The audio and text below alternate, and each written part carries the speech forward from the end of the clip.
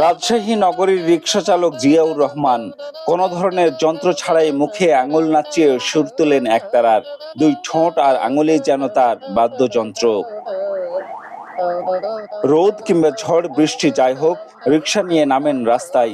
শরীরের বার্ধক্য ছাপিয়ে রিকশা চালান মনের অফুরন্ত আনন্দ নিয়ে। অবসরে অন্য রিকশাওয়ালা সহ সবাইকে মাতিয়ে রাখেন তিনি। অঝোর ধারায় বৃষ্টিতে আড্ডা জমে ওঠে রিকশা চালকদেরও। তাই ভর দুপুরে আকাশ ভাঙা বৃষ্টি মাথায় নিয়ে রাজশাহী নগরীর পিএন স্কুলের সামনে যাত্রী ছাউনিতেই জড়ো হন তারা।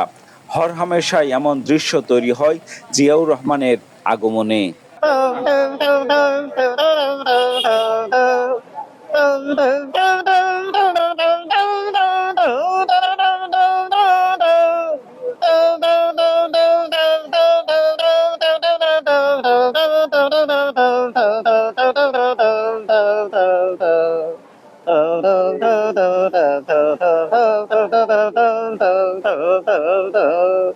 সুরে সুরে অলস দিনের আড্ডা বেশ জমে ওঠে অন্য রিকশা চালকদেরও।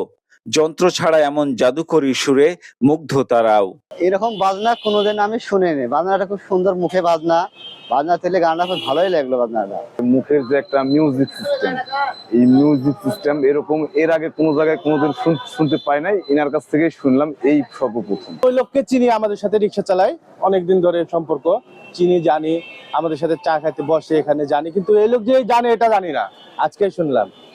একসাথে গাড়ি চালাই, যেমন পাপড়ে আমরা গাড়ি চালাই সে থেকেই চালাই, কিন্তু গানও শুনি।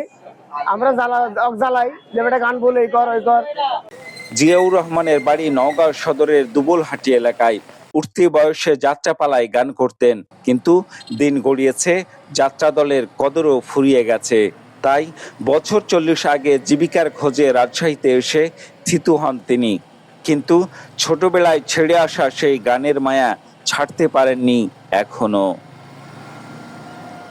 Ziaul Goni Selim, Star News, Rajshahi.